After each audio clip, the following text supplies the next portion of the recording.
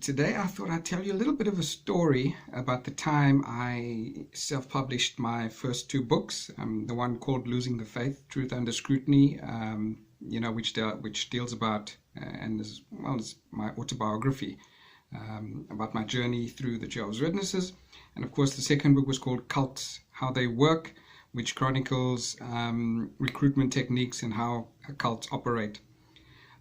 So just after I published these books, I received a call from the South African Broadcasting Corporation, from a producer of a show called African Views at the time. And she wanted to know if I am the author of these two books, and I said, yes, I am. She asked me, look, they're having a show on fundamentalism in religion, and they would love to have me on the show. I said, by all means, I would love to be on the show with you, no problem. So I told her that, look, I'm based in Durban, not in Johannesburg. And she said, not a problem. Get to the studios in Durban the following Tuesday, and we'll do a live crossing during the discussion panel. So I did that the following Tuesday. I made my way to the South African Broadcasting Corporation studios here in Durban, got set up, did the show. And as I was walking out towards my car, the host of the show, Udi Yanakamele, he calls me on my cell phone. As I'm sitting in the car, he says to me, look, Mr. Jackson, thank you for coming on the show. We really appreciate it. Brilliant show, a good discussion. But I think we've opened up a can of worms here. I said, Udi, what do you mean? He says, look, I'm going to send you responses from viewers during the show, messages that have come in, also emails that we received during the show. I think we've opened up a can of worms. We need to do a follow-up show with this. I said, okay, send me the responses. And I said, look, he says to me, next time you are in Johannesburg, give me a call and we can see if we can schedule the show for that week or the following week that you're up there. Just give me enough time to prepare.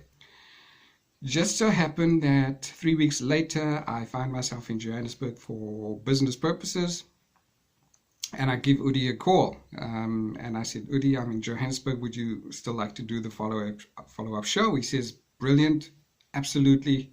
I want to do the show. Please come and meet me at the studios and we can discuss it. So I make my way to the SABC studios in Auckland Park, meet with Udi, and he gives me the lowdown on the show, and he'll have other guests on the show, former cult members as well. And he says to me, proceeds to tell me that, look, he would have to get a representative of my former religion, which is the Jehovah's Witnesses, to be part of the show, because they'd like to hear both sides of the story. I said, no problem, Udi. I would love to have them on the show with me. I'd love to debate them on live television. I've got no problem with that. So the following day, they proceed to contact the Bethel branch here in Krugersdorp in Johannesburg, to speak to somebody, to ask them to appear on the show with us. So the person that they spoke to on the other side of the telephone says, okay, what's the show about? So the producer says, look, it's about cults and high control groups, and your organization is labeled as one. We'd like to hear your side of the story. So the person on the other side of the phone continues and says, look, what type of questions? Can you send us the questions that will be asked during the show? So the producer says, look, this is a discussion panel. There are no set questions. The line of discussion will vary, as people give their opinions, or the discussion panel gives their opinions and their views. So that's how the show goes. There's no set line of questioning. So he carries on and says, okay, the person on the other side of the phone at Bethel says, who else will be on the show? So the producer says, look, we've got Ryan Hogarth, who's a high-ranking Scientologist, that'll be on the show with us. We have a former Nigerian cult member on the show with us, and we are going to have Robin Jackson, who's a former member of the organization, on the show with us. The producer says, immediately when they mentioned my name, the person on the other side of the phone declined the offer or the invitation to appear on the show. and put the phone down. Well, I knew this was coming.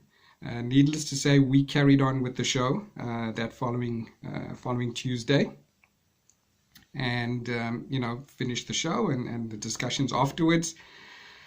But here's the whole irony in all of this. The fact that the Watchtower organization perpetuates that they have the truth, that they are the truth and the sole channel of communication between God and men, but they are not prepared to be challenged on their beliefs on an international television platform with a former member, with millions of viewers worldwide. It should be seen as an opportunity for them to set the record straight and to show everybody that they have the truth.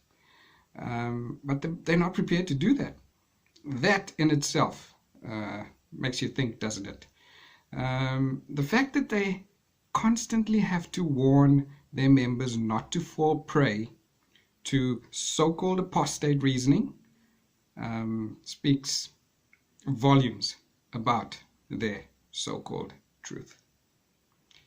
Just thought I'd tell you that little story. See you next time.